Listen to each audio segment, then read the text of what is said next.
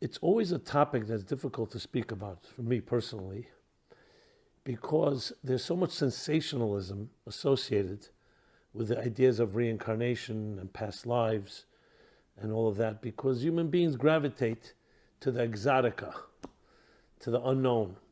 Some of us don't have control over our present lives, and we're more focused on our previous lives. And I find that often it's more an escape, a type of crutch. If I know what I was like in a previous life, maybe it explains some things about my life. But in truth, though there's much to say, it has to be approached in a much more subtle and sophisticated way. That's why I began to appreciate the line that they say about Kabbalah and mysticism. Those that say don't know, and those that know don't say. Because those that truly appreciate and understand Kabbalah and mystical teachings know that it has to be presented in a responsible way. It's not meant to be a drug or a crutch or something sensational, because then it defeats the purpose.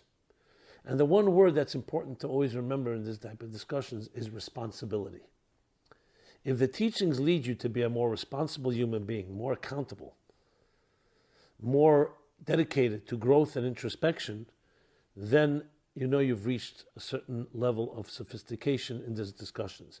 If it's simply satisfying another sensational whim, and it does not lead to responsibility, and leads more to like excuses or, as I said, crutch, or avoiding the issues, then you know it's not really being studied or taught the proper way. So then, of course, this is the catch-22. Anything I say can be used against me because, as I just said, those that know don't say, and those that say don't know. So if I'll be saying I don't know, well, I'll have to leave you to determine that. But because we do live in, I would say, absurd times, so sometimes in times that are not regular times, irregular times, you have to do irregular measures. And I take the cue from my own teachers and masters who are great Kabbalists. And whatever they did say, it was only a very little tip of the iceberg of what really was there. But because we live in a time where the teachings of mystical and inner esoteric teachings actually are necessary to create a relationship with your soul, with God, with purpose. And with so many distractions, that's why a certain license was given to address this, even though some may abuse it and some may misuse it, but still, because it can help people, we do speak about these ideas, not necessarily in the full glory, and also in a way that a person has to go and study and exert themselves and immerse themselves, but yet it is given to us. And there's actually an analogy from Rabbi Simon Jacobson of the Adi on this topic, where he was exactly that, his colleagues, and seemed to challenge his propagating and perpetuating the teachings of mysticism that was always reserved for the elite, for those that appreciated, for those that had really earned their right to enter the inner chambers of the mystical. And at that point, at that moment when they were speaking, a page of one of the mystical teachings, of Hasidic teachings, was seen on the floor. And the colleague pointed to Rabbi Simon Jacobson, he said, "You see, it's on the floor, it's being abused, it's not even being appreciated. It should be held and cherished. And here it's just on the floor." So Rabbi Simon Jacobson responded. He said, he gave an analogy, a famous analogy of a child who fell ill, the child of a king. He was the only heir to the throne. And no doctors could not in any way find any way to heal him. Finally, one doctor from some distant land came and said that if we take this rare stone, which is in the king's crown, it was the prime jewel, the crown jewel of the king's crown, and you crush it, means you have to destroy it, and you mix the powder with water, perhaps in the clenched teeth of the comatose child, perhaps that can be an elixir, a healing.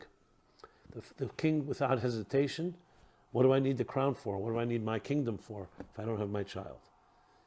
So even though much of it will pour on the floor, and only a drop may drop in, and only a doubt that may save the child, is worth it. We live in a spiritually comatose time, especially with the comforts of material life. We're distracted, and it's harder to be in touch with your inner soul. So we were given this license to be able to dig deeper into these mystical teachings, into the crown jewel, and even though some of it may end up on the floor, meaning abused or misused, yet it's worth it because it may save a life, and literally save a life, and give us the vitality necessary to live passionate, exciting lives where spirituality is more important than materialism. As the saying goes, not that we are physical beings on a spiritual journey, but we're spiritual beings on a physical journey. And that's a perfect segue to the topic at hand, because we're going to be speaking about souls. What is life? So if life is seen on a biological, scientific level as simply the heart beating, the mind working, and then death is death. Some call it the end. That, from our myopic view, may make a lot of sense. But it's a myopic view. It's from our little box. But those that understand that the soul is a far more complicated entity, and one that was much more mysterious than we can ever know, realize that there's much more going on to the life journey. So the more you're aware of the soul, the more we can understand the topic at hand, which is past lives. So here's the question. Do we actually have past lives? Were you here before? What are these premonitions? At times you meet somebody or you go to a location and you have an encounter and there's a deja vu. Or sometimes you see a little child even. It seems like they have an old soul. There's experiences, certain resonating truths. Where does that come from? Can we even identify past lives? And what impact does it have on our lives today? These are the key questions that need to be addressed. And those are just the beginning. The questions go on in that never-ending quest and curiosity of what really lies behind our life journey. And it's exactly that word that we need to be using, the operative word, journey. A journey. So I've often spoken about this. People ask the question, after a death, after a passing, where does the soul go to after it leaves the body? And it's always a difficult question to answer. Years ago, I had an epiphany. I realized the question itself is based on a false premise. And that premise is that we say, here's where it's at, and we're wondering where the soul goes to. Maybe this is not where it's at. But that's our subjective, as I said, myopic perspective. We are where it's at. So I developed this half-humorous analogy. Think of an imaginary conversation, dialogue between a refrigerator and electricity. And the refrigerator says to the electricity, where do you go when they pull the plug? And the electricity responds with an incredulous indignation and tone and says, what kind of nerve do you have to ask me that question? Where do I go? Where did you come from? You're a little box that they just invented in the last century or two. And they figured out how to generate electricity and contain it in this box called a refrigerator, to refrigerate and keep food cool. And you ask me where I go? I was here long before this box, the box was created. And I will be here long after you're gone. So you're a little box. From your perspective, you only see things from the box, thinking in the box. So you ask me where I go. I go back to my natural place, which is not confined in your limited structure, in your limited parameters. It's called the box. I go back where electricity is. Is it beyond time and space, at least beyond physical time and space as we know it in the tangible sense? Think about it, and yes, you suddenly realize our questions are sometimes built on a premise which is a false assumption, and that is that we are the center of existence. So if something we don't see with my eyes means it's not here. Is that really true? What about love, truth, soul? What about subatomic particles? The reality is that the forces that really make the world tick are actually invisible to our eyes and to our senses. And yet we have ways to measure it. So we become trapped sometimes by the empirical proof that if you don't experience it in a tangible way with your five senses, it doesn't exist. That's a falsity. That is absolutely wrong, patently false. The analogy that I think it was Eddington who gave the analogy, Sir Arthur, was it Eddington? Yeah. He was asked the question, you're coming to all these weird conclusions, spooky conclusions in quantum mechanics, and no one has even ever seen a subatomic particle. No one's ever seen an atom, let alone a subatomic particle. And he gave the analogy of the fisherman who spread his net across the seas and gathered fish of all sorts and all species and all sizes and colors and shapes and so on, and began documenting. And then came to a conclusion, after all his research, There are no fish in the sea that are shorter than a half-inch long. Brilliant. He was about to make the big announcement before the wizards of the world when his little daughter said to him, let me see the net you used. They look at the net. The net had ropes with spaces that were half-inch. So what happened to all the fish that were shorter than a half-inch long? You don't need to be a scientist to know. They fell right back into the water. So one little qualification. Yes, there are no fish in the sea shorter than a half-inch long when you use a net of half-inch spaces. If you use a net that's lesser than that, you'll get more fish. So it's the instrument that is flawed or limited, not the reality. You can't use your physical eyes, naked eyes, or even a microscope to see subatomic particles. You need other instruments. Like in this case, a net of that size won't work. The same thing is when we experience things that are beyond material. You need tools that are commensurate to what it is that you want to experience. Someone say, I don't see love. I don't hear it. I can't smell it. I can't touch it. I can't taste it. Yeah, those are not the senses of love. Love can express itself through senses. But love is not defined by the senses. You need other tools. What are the tools? You need love in your heart. Love sees love. Love is touched by love. And the same is with any reality. So when you're talking about the human being, the first and most important axiom, and I'm saying it as an axiom because I don't want to spend this entire program just trying to prove the case that there is something that's beyond material. I'm assuming that.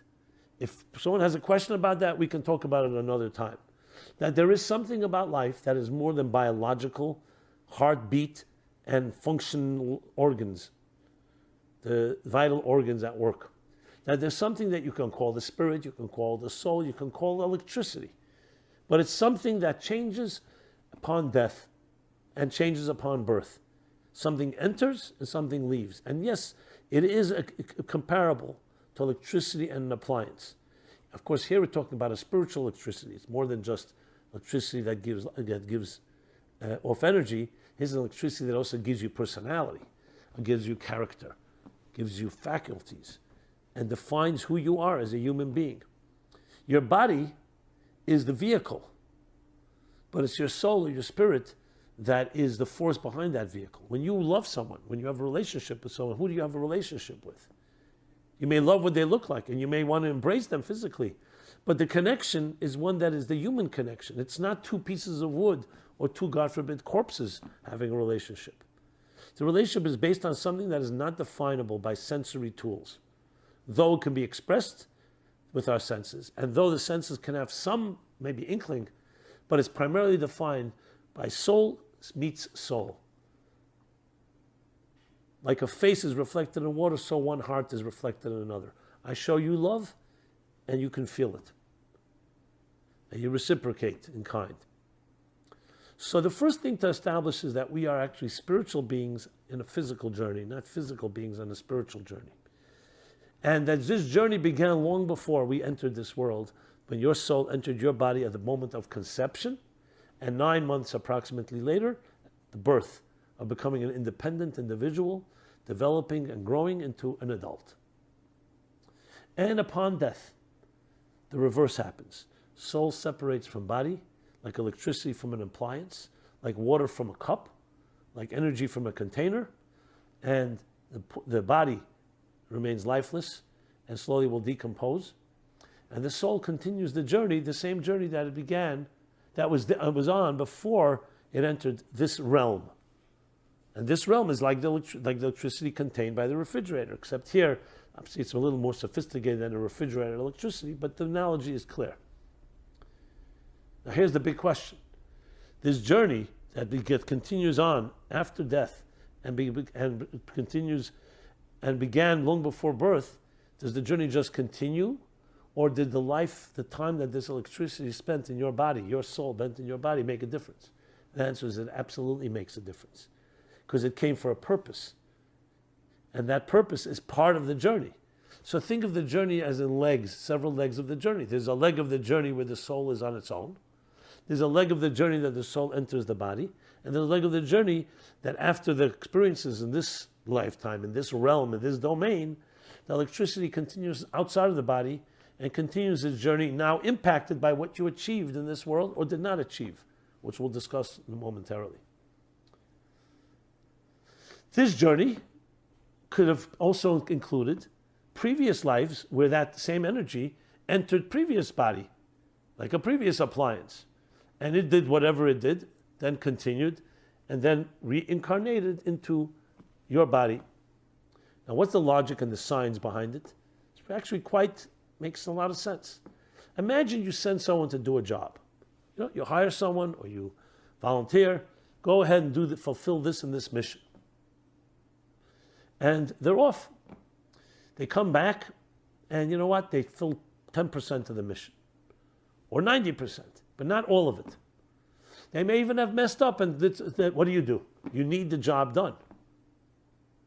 So you'll send either a replacement or this person again to finish the job and correct what was what the wrongs that were done.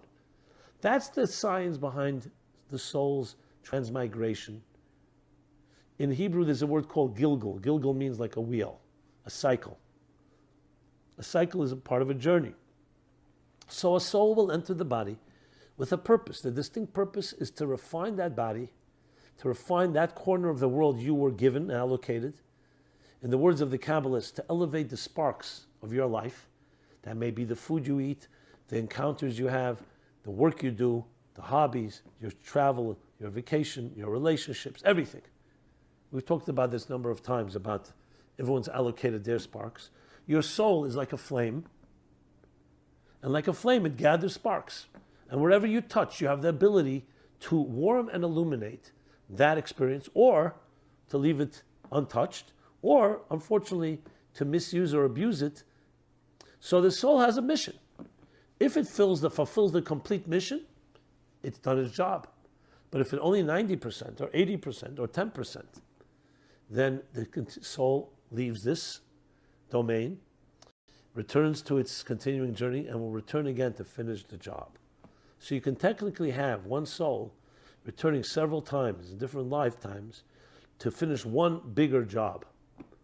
Now, if God forbid there was also damage done, let's say the soul in this body hurt people or did things that were inappropriate, not only did not fulfill their mission, but actually digressed and caused more problems than it solved. So it has to also return to fix and repair those issues. And often, it may interact with a soul that once was here that you may have hurt in a previous lifetime and return to reconcile, to remedy. That's the logic of it. So it's based on the concept of a soul's journey. A soul's journey is not defined by the parameters of our box. It's defined by our higher choreography. And the choreography includes a central type of spiritual immune system that should a soul not finish its job or do something that it needs to correct, it will continue to evolve, it will continue to transmigrate and return, perhaps in a different body, not perhaps, in a different body, to finish or to conclude or to finish a part of that job. But this is also the mysteries of what's called Teres HaGilgul, which is the doctrine of reincarnation, the doctrine of this life soul's journey. And this requires a lot of knowledge, a lot of refinement and preparation to really be a master of this. And this is where you're not going to find true masters who are ever going to tell you, oh, you come from that lifetime. Why? Because as I said at the outset, it's only about responsibility. You will only be told what you need to be told. Because if you really need to know, when you arrive to this world, you have been given, here are the lifetimes that you're coming to finish up. That's not necessary for us to know. Is it a fact that it is part of that journey? Yes, it is. But do we need to know about it? And how much we need to know, that all comes down to how much you need, the knowledge is going to help you in your journey. Sometimes it can be a distraction. So the fact that we may have premonitions and we may have certain dreams or we may have certain experiences can be a reminder of that, but it's not something we are actually encouraged to pursue. I'm speaking on the topic because we want to talk about the topic itself. But is it something that we must pursue? Not necessarily. If you need to know, you will be told. It's based on the principle that you will be given everything you need to fulfill your mission. The most important thing is you're given life. You're given the opportunity. Are you going to use it? Do you need to know exactly what was done previously and what was missing and what was not necessarily? Just suffice it to say that whatever you encounter is part of your mission. And you have to do whatever it takes to make sure this time you realize it. In a way, you could even argue that if you were told, then you may ignore certain opportunities. Someone comes your way and asks you for a favor, you'll say, oh, that favor was already done in a previous life. And we don't want to have that type of attitude. So once you're here, you have to maximize it. You can't say, maybe I'm only here to do one good deed, do one charitable act. No, you're here now to do everything. But the real driving purpose why you came is to finish up a certain job. But that job can be also a lot of jobs. All this is not something necessarily that each of us know. But we do know that it's part of a journey. And there's a certain humility in not having to know all the information. It's a humility of recognizing that you are part of a journey, but it's also tremendous empowerment. That you have the gift, because you are indispensable. The job cannot be done without you. That's why your soul returned. So you could say, using the analogy of electricity and the appliance, that the soul is somewhat like electricity with a memory. Because electricity in an appliance is really passive and and dispassionate and indifferent to what happens inside the appliance. The dialogue I mentioned is an imaginary dialogue. In the case of a soul is with a personality. When you do a good deed, when you warm someone else's heart, when you do a loving gesture, when you bring light into this world, whether it's for a family member or it's for a stranger or for yourself or for anyone, your soul is enriched by it because the soul is actualized in the process. I've discussed this a number of times. The soul is the soul has faculties. And just like the body needs to be exercised, each muscle in its own way, each part of the body in its own way, the soul also needs exercise. How do you exercise it? By using it. So if the soul has chesed, has kindness in it, by being kind, not only you're helping the other, you're helping yourself because you're exercising and conditioning the spiritual muscle called kindness. So the soul is more than just a life force. Electricity, it's electricity with an experience. Electricity experiences that kindness and gets stronger. If, God forbid, a person does not actualize their kindness, so it remains dormant, and it's like a faculty that you've never used. And how sad. And then the soul has in this way not been affected. In a way you could also say it's gone backwards. That soul will need to return to finish that, to actualize itself. So the soul carries the memories of the experiences that it experiences in this world. The memory is not just as a memory, it's in its so-called memory banks. And it defines the soul's journey as it continues on, both in satisfying and giving deep pleasure into the actualization of the soul when it does fulfill its part of the mission, and also the pain and the fact that the deprivation that it experienced by not fulfilling it. So when the soul returns, the soul feels compelled actually to finish the job. It's like saying, I wasn't finished, I need to come back and do it right, and correct the wrongs, or improve, or fulfill things that were not done. It takes on a whole new approach to life when you think of it this way. And that's why it's relevant for us to know. If it leads us to being more responsible, to being more introspective, to be more deliberate and more methodical, what you could say, more, what's the word I want to use, more accountable about every experience, knowing that this experience is coming your way for a very particular reason, because you need to do something here.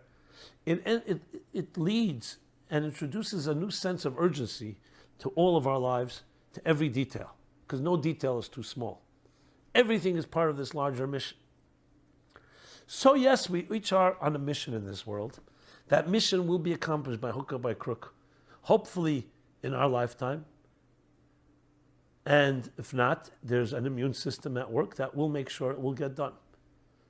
Now we're also told, since I said in our lifetime, where do we stand now? We're told that most of the Gilgulim have been finished, which means most of the work has been done in refining this world.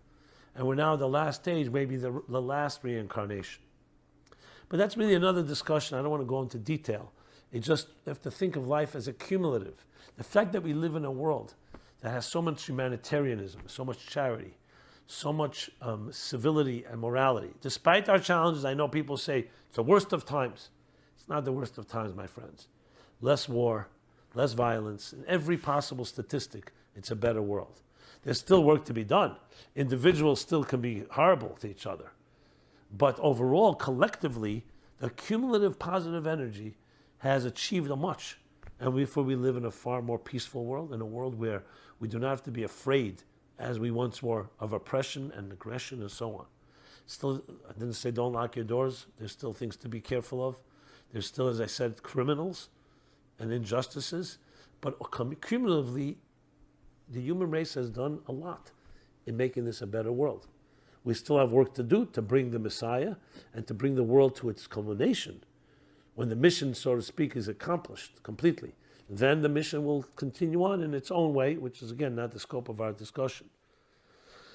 But the fact of the matter is, much has been done. So we are now, in a sense, what's called sometimes finishing the last fragments, repairing the last broken fragments of the shattered containers of the world of chaos, of Tohu, in our collective and individual effort of accumulating and elevating the sparks. That's where we're at. The words of my great Rebbe, our great Rebbe, said that we already finished refining and separating the sparks. But there's still work to be done to recognize it and to actually become aware of it and be consciously living that type of higher consciousness. So we have work to be done. In his words, we have to open our eyes to see this progress and to live by it and finish. The most important final frontier is our awareness of it, that we're part of it. But I don't want to digress. I want to go back to the topic at hand. So yes, indeed, the journey of life is one that is going on for a while. And we are one leg of it. And we know only a little part of that leg. Even that which we're conscious of, look how little we know. What do we know about the human body? This 5-6 foot frame, 100, 150, 200 pounds. We'll stick to that number. What do we know of this body? So we've many advances, but there's still so much we don't know. Look at the areas of fertility, reproductive organs. Look at the brain. This brain, a little larger than the size of the palm of my hand. What do we know? We know some things, so much more to know. And that's already in the conscious experiences. How about the superconscious soul experiences? So this is not about putting us down that we know so little. It's about recognizing that there's much bigger picture here, and you have the honor to be part of the bigger picture. I feel uplifted by that. I feel uplifted that I don't know it all, and that there's a higher choreography. At the same time, it's incumbent upon us is to figure out as much as we can to make sure we live up to that higher choreography, that we do our part in creating the mosaic that is the fusion of all the different parts, all harmony within diversity, the large cosmic musical symphony that each of us contributes to. And each generation and each time they play the song, if they didn't play it completely, the soul will come back to finish the song or to correct the part of the song that it sang in the wrong way. It's so uplifting to know this. It means you are vital, you're indispensable, and you've returned in order to finish something. But it's not just a trivial finish. This finish could be a major part of it. Or even if it's not major, it's not done until you do that, until you do the finishing. So it's very uplifting and very empowering to know this relationship with our past lives. Now, someone will say, it's very intriguing, but I really am curious about a past life. I really feel that I know this person, we both deja vu, connect. Or as I mentioned before, we see certain children have like an old soul. So I would suggest we don't have to pursue finding out exactly. If you do feel that, so fine, act on it. Have a special relationship with that person. If that child is that way, communicate. Maybe you'll find insights. Be kind. Let it translate into deeper relationships. It doesn't always have to become a quest of figuring out what exact previous life was in what century did I live, what country, in which world. I know we're very curious, and that's what we'd like to find out. But it may not be relevant. What's most relevant is that you are aware of it and sensitive, and you're acting on it. It should make you a kinder, more compassionate person, a kinder, gentler soul, knowing that you have that connection. And interestingly, I'll take it a step further. When you have that soul awareness and you're soul conscious, soul centric instead of body centric, spiritual centric instead of material centric, you know what happens? You begin to actually open up doors to previous experiences and previous lives, because you begin to see and recognize the soul in others. And suddenly realize, we have something in common. And let's do something together. You begin to recognize, not just coming your way, you begin to recognize deeper story of your life. You meet someone and you say, it could have just been a business meeting, it could have been a casual meeting, it could have gone nowhere. But when you allowed yourself to think for the spiritual set of eyes, through, like I said, soul-centric eyes, through soul-centric lens, then what do you come to experience? Maybe there's a reason we met. Maybe we can help each other a certain way. Maybe I'm here to do you a favor. Maybe you're here to do me a favor. Maybe we're here to join, and perhaps our intersection is to bring a better good to others, to the human race. If you're constantly thinking of these type of spiritual opportunities, they come your way. And then you know what happens? You're actually connecting the dots. You're connecting tying up the threads of the reincarnative, the transmigratory journey of the soul. Now, you may not know exactly what was in a previous life, what place in the world, and what the exact details and the name of the person, but you know that you're part of it.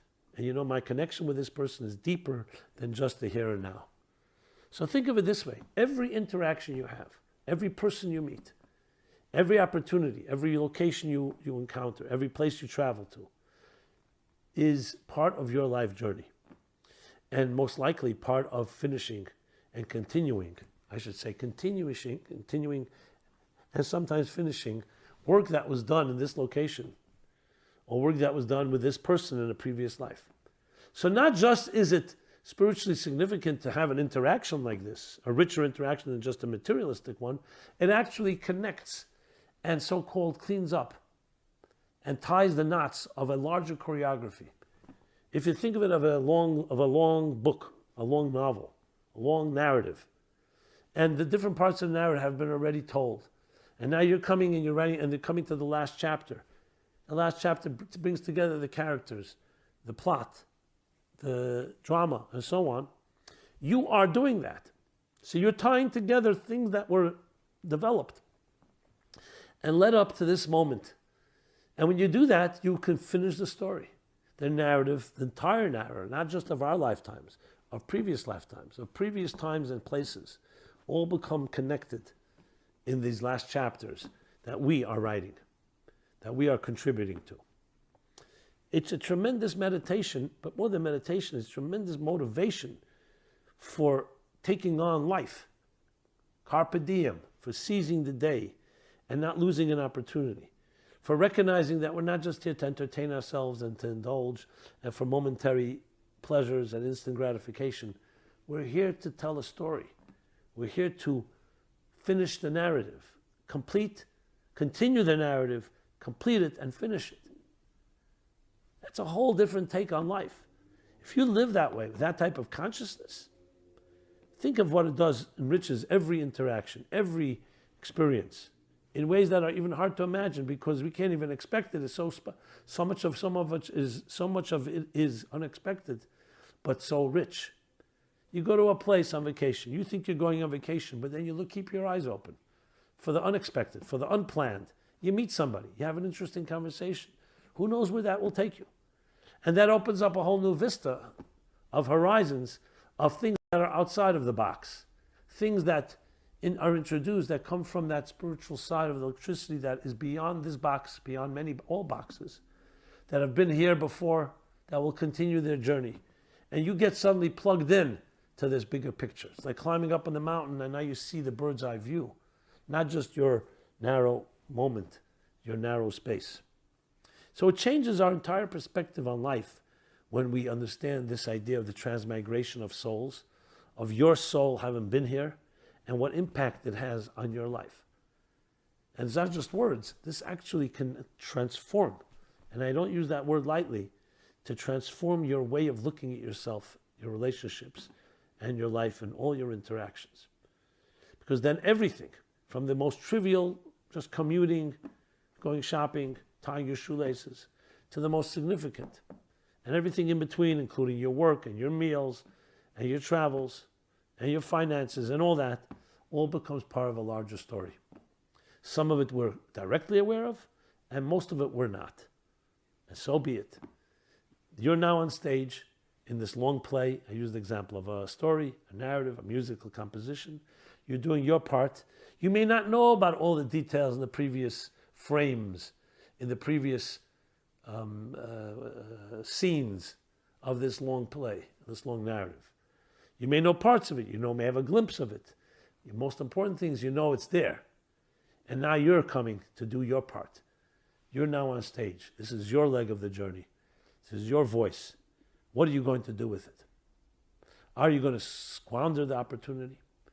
Are you going to, God forbid, the opposite, ignore it and be distracted and do something else that's not part of this deeper narrative and your calling and mission?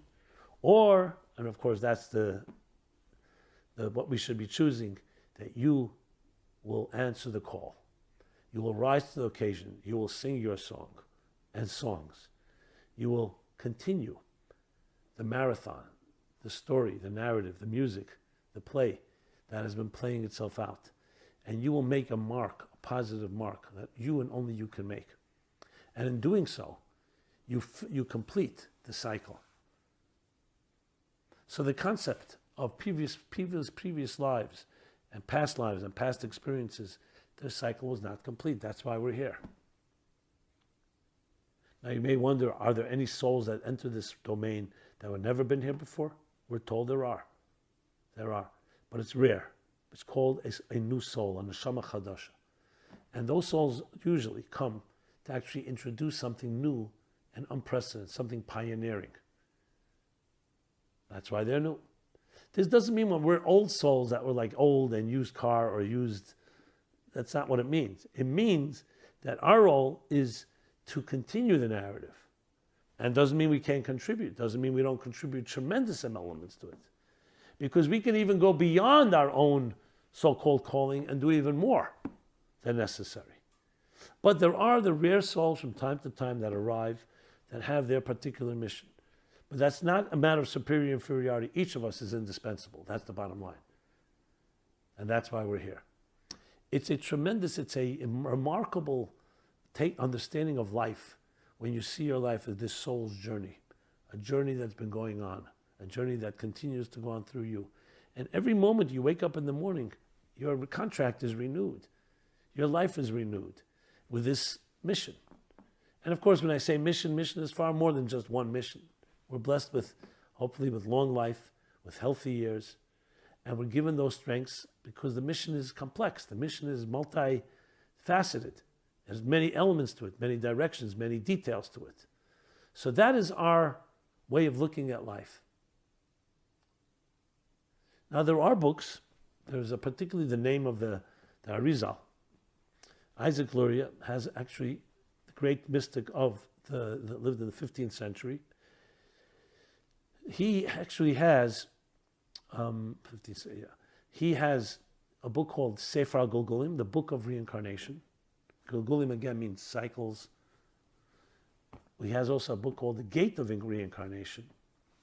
These are very interesting books where he actually tells the students about different reincarnations, the previous lives that they come from.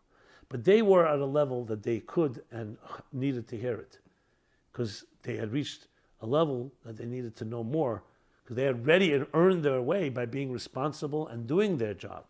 It wasn't just sensationalism. It wasn't sensationalism at all, I should say.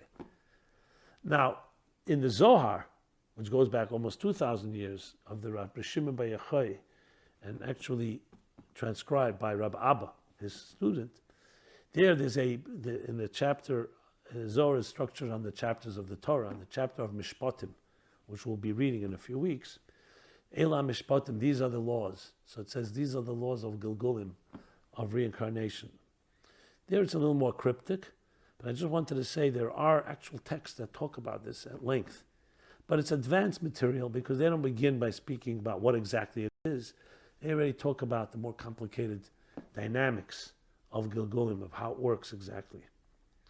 But for us, what we should know and need to know is our soul is alive. Our soul is traveling, and it's been traveling and continues to travel. A soul is a restless flame. It never stops traveling. Not in our lives, and not before our lives, and not after. And that's why we also don't call it afterlife, which suggests after. It's the continuing journey, just in a different form. So the one example you can think of it is if you think of taking water and liquid. You heat it, it turns into gas. You cool it, water. You freeze it, ice. It's the same entity in different forms. The soul continues its journey just in a different form. The levush, the garment it has during this lifetime, its appliance is the body you know. But then it continues through other garments. It may turn from an ice liquid, which is much more a garment we can relate to a gas, which we don't fully sense or see. But we know it's there. So the soul's journey is a noble, majestic one, here going on for thousands of years. And we are merited and blessed to be part of that journey. And that's how we have to look at it. So what are you going to do with that awareness, with that knowledge? And I rest assured that the more you do, the more you act on it, the more accountable you are, the more responsible you become, and not feeding into the sensational, more lower common denominator, the more the secrets will be open for you. That's how it works. Because the secrets open up to the person who earns their way. The more you earn your way, like the Zohar says, that who can enter these higher lofty levels? Those that transform darkness into light and bitterness into sweet. So when you take this information that you learned and you utilize it and you implement it and you live up to it, new secrets will emerge in the area of soul's journey and other areas as well. Now, if that's an incentive, great. It doesn't have to be an incentive, it's just a fact of reality. And that's how it is in everything. You climb up a mountain to a new horizon, you'll see new things. It's straightforward, but you need to climb. You can't force your way up, and it can't be induced. And it can't be done through someone else. It's through your life experiences, through your life journey. I feel it a tremendous, maybe the greatest honor to be part of this type of conversation where we talk about the thing that matters most, your journey, your soul's journey. What is more important? We get so distracted. Think of daily activities, everything we do all day. So much of it is the means to an end. So much of it is about the moment, short term. Yes, we need shelter and we need homes and we need sustenance, we need money and we need food and we need clothing and we need health. All vital. But those are means. The means to what? That your soul's journey should be able to go unfettered and travel to fulfill the mission of your soul, the mission of your life. That's what you need to ask yourself tomorrow morning and every day, throughout the day. What is my calling? Am I living up to it? That is the operative question in this entire discussion. And as I said, it's a great, great honor to be part of this conversation, to stimulate the conversation, and to be part of the leg of your journey as we all intersect. And I feel enriched by your soul's journey as much as hopefully you get enriched as much as I get enriched, I hope. That's the mission of the Meaningful Life Center, to make those links, to tie those knots together, to tie the threads, to connect the dots, that we all begin to experience our part of telling the narrative. And we all complement each other in this process. So any way that we, the Meaningful Life Center, and myself and our great team can do to help in this regard, please let us know. We're right now developing, and thank God we've gotten to a stage which you'll soon hear about, actually a course that talks about this precise theme. It's called Midlife Miracle, and it's about discovering your mission and calling in a very particular way. So we're excited to talk about that soon and other developing programs. Please stay in touch. We'll keep you posted. We'll update you.